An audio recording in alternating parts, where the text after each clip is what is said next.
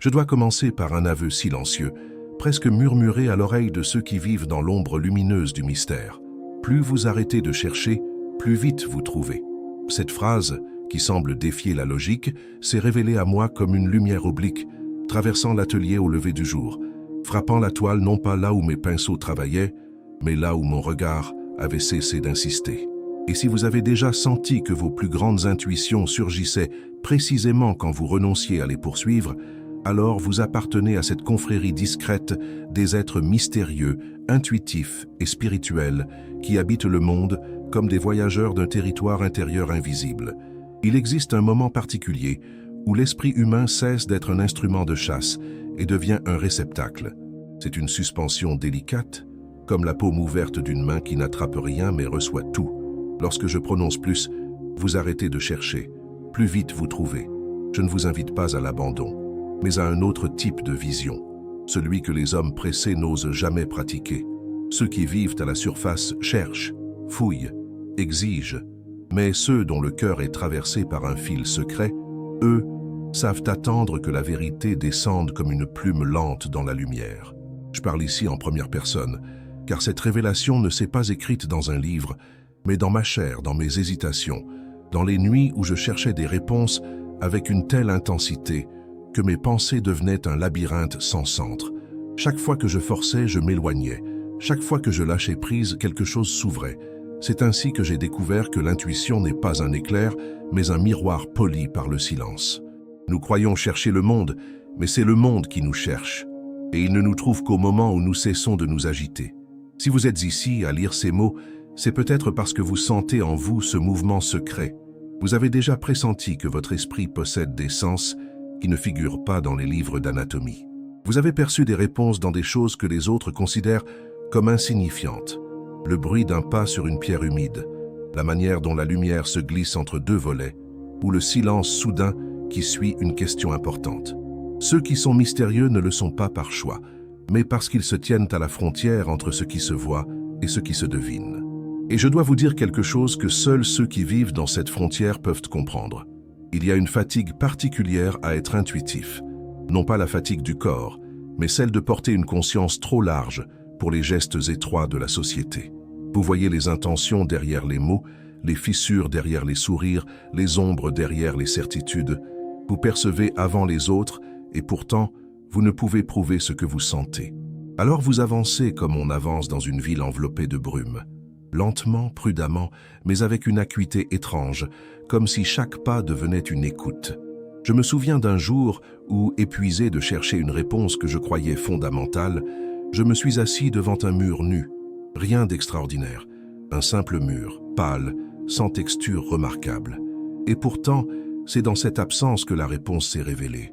L'esprit humain, lorsque cessé de chercher, devient une lentille qui capte les formes les plus subtiles. Le mystère n'a jamais aimé les esprits impatients. Il s'ouvre seulement à ceux qui acceptent de ne plus forcer la serrure. Vous voyez, le paradoxe n'est qu'apparence. Arrêter de chercher, ce n'est pas renoncer, c'est changer d'œil, d'angle, de rythme. C'est laisser respirer l'espace où la vérité veut se montrer. C'est comprendre que les choses les plus profondes ne se donnent qu'à ceux qui ne les pourchassent pas comme des proies. L'univers a horreur de l'attention.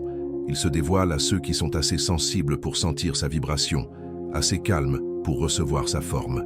Et peut-être que vous aussi, en silence, vous vous êtes souvent demandé pourquoi vos plus grandes révélations surgissent dans les moments où vous ne faites rien, où vous marchez sans but, où vous laissez votre esprit dériver comme un bateau sans rame. C'est parce que l'intuition n'habite pas l'effort mais la disponibilité. Elle est comme la lumière qui attend que la poussière retombe pour se refléter sur le sol. Je vous parle ainsi parce que je reconnais en vous ce fil secret. Et je vous invite pour un instant à vous souvenir de cette phrase comme d'une porte qui s'entr'ouvre dans votre propre esprit. Plus vous arrêtez de chercher, plus vite vous trouvez. Non pas parce que le monde devient plus simple, mais parce que votre regard devient plus vrai. Les mystères qui se cachent ne sont pas ceux qui refusent d'être vus, ce sont ceux qui ne supportent pas d'être forcés. Et maintenant que vous avez senti la première vibration de cette idée, laissez-la entrer comme une brise qui traverse une pièce sombre et l'illumine sans bruit, car ce n'est qu'un début, et ce que je vais vous révéler ensuite ne peut se comprendre qu'en suivant ce souffle. Lorsque j'observe l'âme humaine avec la patience d'un peintre scrutant les nuances d'un visage, Je remarque que ceux qui sont mystérieux, intuitifs et spirituels avancent dans la vie comme des funambules invisibles. Ils ne marchent pas sur une corde, mais sur une vibration. Un fil de perception si fin que la plupart des hommes ne le sentent même pas sous leurs pieds. Pourtant, pour eux, chaque pas est un appel silencieux, une invitation subtile à lire ce qui n'est pas écrit, à entendre ce qui n'est pas dit. Et c'est précisément cette sensibilité qui rend la phrase « plus vous arrêtez de chercher », plus vite vous trouvez si étrangement juste, presque familière, comme si elle appartenait déjà à votre mémoire. Je me suis souvent demandé pourquoi l'intuition semble surgir comme une lueur dans un couloir sombre, toujours au moment le plus inattendu. J'ai compris que la conscience humaine fonctionne comme un miroir. Plus il est agité, plus il déforme ce qu'il reflète. La plupart des gens frappent ce miroir avec leurs questions, comme on frappe un métal pour le forger. Mais ceux qui vivent dans la profondeur savent que la vérité n'a pas besoin d'être martelée. Elle demande seulement un espace immobile où se déposer. Ainsi, arrêter de chercher n'est pas une défaite, c'est un polissage. C'est offrir au miroir une surface assez calme pour que l'image révèle enfin sa forme. Et pourtant, dans cette manière de voir, une douleur subtile se glisse. Car sentir trop, percevoir trop, être trop conscient, c'est comme avoir des yeux capables de voir dans l'obscurité lorsque tous les autres vivent dans une salle éclairée. Vous remarquez les ombres que les autres ignorent, et ce privilège, malgré sa beauté, vous isole. Je le sais, car moi aussi j'ai porté ce poids, celui de comprendre avant de savoir, de ressentir avant de voir. Et il y a dans cette disposition intérieure une solitude qui n'est pas provoquée par les autres, mais par la profondeur même qui vous habite. Un jour, j'observais un oiseau posé sur une branche, immobile. Je pensais qu'il se reposait, mais je compris rapidement qu'il était en train de percevoir, non pas avec ses yeux, mais avec tout son corps. L'air, le vent, la tension dans les feuilles. L'oiseau ne cherchait pas, il recevait. Et c'est précisément à cet instant que le sens de la phrase « plus vous arrêtez de chercher », plus vite vous trouvez devint aussi clair qu'un croquis tracé d'un seul geste.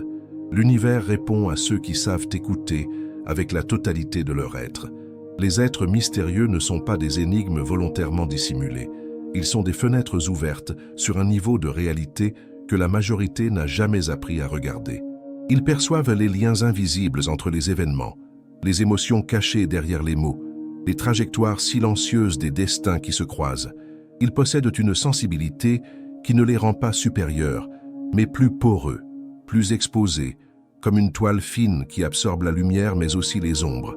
Et cette porosité les rend parfois fatigués du monde, non pas parce qu'ils le rejettent, mais parce qu'ils le ressentent trop intensément. Ils se taisent souvent, non par timidité, mais parce qu'ils comprennent que la parole n'est jamais à la hauteur de ce qui circule dans leur esprit. Leur silence n'est pas vide, il est plein d'observations, de nuances, de microscopiques vérités qu'ils n'arrivent pas à traduire. Ils deviennent ainsi des voyageurs qui s'écartent des routes bruyantes pour emprunter des sentiers où ils peuvent enfin entendre leur propre perception. Mais voici le paradoxe que je vous livre avec le calme d'un peintre posant son dernier trait. Plus ces êtres cessent de forcer, plus le monde leur parle. Plus ils arrêtent de tenter de comprendre chaque signe, plus les signes deviennent lisibles. Plus ils renoncent à attraper la vérité, plus elle se pose dans leurs mains. Rien n'est plus fidèle que ce qui vient à nous sans que nous l'appelions. Je vous confie cela car vous aussi, peut-être, avez déjà senti cette étrange correspondance. Les réponses arrivent précisément quand vous détournez le regard, comme si l'univers attendait que vous respiriez pour s'approcher. Vous avez déjà vu des coïncidences se rassembler autour de vous, comme des oiseaux qui, sans se consulter, décident soudain de voler dans la même direction. Vous avez peut-être senti qu'une intuition vous frôle, comme une main légère sur l'épaule, mais disparaît dès que vous tentez de la saisir. Voilà pourquoi je dis que le mystère n'est pas à résoudre, il est à accueillir. Celui qui cherche avec violence trouve seulement le bruit de sa propre recherche. Mais celui qui ouvre son esprit comme on ouvre une fenêtre laisse entrer un souffle capable de réorganiser des vérités qui semblaient éparses. Les intuitifs ne cherchent pas à expliquer le monde, ils cherchent à le sentir. Et c'est précisément ce sentiment, cette écoute du dedans, qui leur révèle ce que la raison ne trouve jamais. Si je vous parle ainsi, avec cette douceur incisive, c'est parce que je sais que vous reconnaissez ces mots quelque part en vous. Peut-être les aviez-vous oubliés, peut-être les avez-vous toujours sus, mais n'aviez jamais trouvé de langue pour les nommer. Prenez donc ce texte comme un miroir posé dans la pénombre. Il ne vous montre pas un visage, mais une profondeur. Et maintenant que nous avons ouvert cette deuxième fissure dans le mur de vos certitudes, une lumière nouvelle commence à se glisser. Elle n'a pas encore révélé tout son dessein. Il existe un moment presque imperceptible où la conscience humaine cesse d'être un simple instrument d'analyse et devient une chambre d'écho du monde. Ce moment n'est pas visible. Il ne produit aucun bruit, mais il transforme tout. Je l'ai vécu tant de fois que je pourrais le reconnaître les yeux fermés. C'est cet instant où l'on sent soudain que l'on ne cherche plus, et que pourtant quelque chose en nous commence à trouver, comme si une porte intérieure restée longtemps verrouillée par l'effort s'ouvrait enfin lorsqu'on cesse de tourner la clé. Plus vous arrêtez de chercher, plus vite vous trouvez, non parce que la réalité change, mais parce que votre regard cesse d'être prisonnier de lui-même. Je me souviens d'avoir longuement observé l'anatomie humaine, cherchant à comprendre chaque tendon, chaque mouvement, chaque intention cachée dans la mécanique du geste. Mais ce n'est qu'un soir, lorsque j'ai posé mes outils, fatigué de penser, que la vérité s'est révélée. Le corps n'est pas une machine. Il est un théâtre où la conscience joue en silence. Je m'acharnais à comprendre le mouvement, et c'est en renonçant à l'expliquer que j'ai enfin vu la danse, comme si le savoir aimait se dissimuler derrière l'effort pour n'apparaître qu'à ceux qui savent s'arrêter. Ainsi sont les êtres mystérieux et intuitifs. Ils voient beau la danse là où les autres ne voient que des mécanismes. Ils perçoivent le flux derrière les faits, le souffle derrière les mots, l'intention derrière les gestes. Ils vivent dans une forme d'hyperlucidité discrète qui les place toujours un pas à côté du monde. Jamais tout à fait dedans, jamais tout à fait dehors. Leur regard ressemble à une lumière oblique. Ils n'illuminent pas frontalement, mais révèlent ce que la lumière directe échoue à montrer. Et pourtant, cette vision a un prix. Car lorsque vous sentez trop, lorsque vous comprenez trop tôt, lorsque vous voyez trop profondément, vous devenez étranger aux conversations superficielles, aux certitudes bruyantes, aux ambitions creuses. La majorité vit à la surface, dans un théâtre où chacun porte un masque bien peint. Les intuitifs, eux, voient les fissures dans le maquillage. Ils voient la coulisse derrière la scène. Ils devinent les dialogues qui n'ont jamais été prononcés. Et cette lucidité les rend parfois mélancoliques, non par faiblesse, mais parce qu'ils pressentent la fragilité de toute façade humaine. Ceux qui possèdent cette sensibilité avancent dans la vie comme on traverse une cathédrale à la lueur d'une bougie. Chaque pas résonne, chaque souffle devient un signe, chaque ombre semble contenir un enseignement. Ils n'ont pas besoin de chercher, ils perçoivent. Mais la société, impatiente et pressée, les pousse sans cesse à expliquer ce qu'ils ressentent, à prouver ce qu'ils savent déjà. Alors ils se retirent, lentement, discrètement, pour préserver la pureté de leur perception. Car ce qui est trop expliqué perd souvent sa vérité. J'ai constaté que la plus grande souffrance des intuitifs n'est pas d'être incompris, mais d'être forcés à vivre dans un rythme qui n'est pas le leur. La société les veut rapides, décidés, tranchants, alors qu'ils sont faits de lenteur profonde, de silence fertile, de contemplation vibrante. Ils ne cherchent pas à briller, ils cherchent à comprendre. Ils ne désirent pas convaincre, ils désirent sentir. Et pourtant, c'est dans ce désalignement même que naît leur force. Car le jour où ils cessent de lutter contre ce qu'ils sont, le jour où ils arrêtent de chercher à appartenir à un monde qui ne respire pas comme eux, alors quelque chose d'immense s'ouvre. Ils commencent enfin à trouver ce qu'ils avaient toujours cherché sans le savoir. La justesse, la paix, la cohérence intérieure, le fil invisible entre leur intuition et le mouvement de la vie. Ce fil était là depuis toujours, mais il était noyé dans le bruit de la recherche. C'est ici que le paradoxe renaît, encore plus profond. Vouloir comprendre coupe la compréhension. Vouloir voir empêche de regarder. Vouloir toucher fait fuir ce qui vient vers nous. La conscience humaine, pour percevoir, doit redevenir légère, presque translucide. Elle doit apprendre à laisser circuler la vie au lieu de la capturer. C'est ainsi que les vérités les plus subtiles se posent, comme des grains de poussière éclairés par un rayon de soleil. Je vous parle ainsi parce que je sais que vous avez déjà senti cette tension intérieure, ce désir brûlant de comprendre, mêlé à cette étrange certitude que la réponse n'apparaîtra qu'au moment où vous cesserez de la poursuivre. Vous l'avez vécu dans l'amour, dans la création, dans les choix importants, dans les chemins perdus. Vous avez cherché avec force, puis, épuisé, vous avez laissé tomber. Et c'est là, toujours là, que la vérité est venue. Comme si elle attendait votre reddition pour enfin s'approcher. Les êtres mystérieux ne trouvent jamais par la force, ils trouvent par résonance. Ils ne possèdent pas de méthode, ils possèdent une ouverture. Leur intuition n'est pas un éclair imposé, mais un souffle qui se déploie quand leur esprit cesse de trembler. Ils ne se tiennent pas au-dessus du monde, mais à côté, dans un angle que la majorité ne remarque pas. Et c'est précisément cet angle qui leur révèle des chemins invisibles. Si vous vous reconnaissez dans ces mots, alors ce n'est pas un hasard. Ce texte n'essaie pas de vous apprendre quelque chose. Il tente simplement d'éclairer ce que vous savez déjà. Je ne fais que mettre en lumière le mouvement subtil que vous portez en vous depuis longtemps. Et maintenant que cette lumière commence à grandir, nous allons entrer dans une zone plus profonde de la révélation. Il y a au cœur de l'existence un phénomène que seule une conscience vraiment éveillée peut percevoir. La vie ne se révèle jamais à ceux qui la poursuivent comme une proie. Elle s'offre uniquement à ceux qui savent ralentir, écouter, se délester du poids de leurs propres attentes. Plus vous arrêtez de chercher, plus vite vous trouvez n'est pas une phrase destinée à troubler la raison. C'est une loi organique, semblable au battement du cœur ou au mouvement de l'eau. Car l'univers ne se laisse pas capturer par ceux qui courent, il s'unit à ceux qui respirent. J'ai découvert cette vérité en observant les courants subtils de l'esprit humain. Lorsque nous cherchons avec violence, notre pensée se contracte, se crispe, se rétrécit autour d'un seul point. Nous devenons comme un peintre qui, obsédé par un détail minuscule, finit par perdre l'harmonie de l'ensemble. Mais lorsque nous cessons d'insister, quelque chose s'élargit en nous. Notre perception devient circulaire, panoramique, presque silencieuse.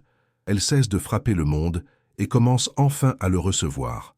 C'est dans cette ouverture que trouvent refuge les intuitions que nous croyons perdues.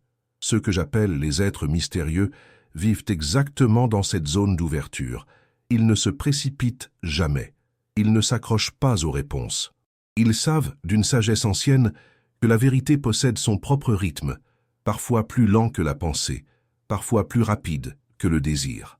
Leur esprit ressemble à ces pièces d'atelier que j'aimais garder dans la pénombre. Elles ne révélaient leurs détails les plus fins que lorsque la lumière se posait naturellement, sans qu'aucune main ne tente de la diriger.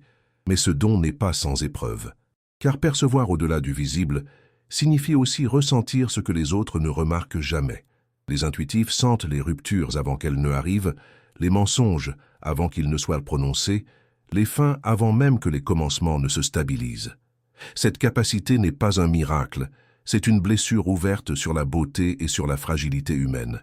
Ils ne peuvent pas fermer les yeux sur ce que les autres ignorent volontiers. Alors ils marchent dans le monde comme des voyageurs qui entendent un chant que la foule ne perçoit pas. La société se méfie de ceux qui ne cherchent pas comme elle.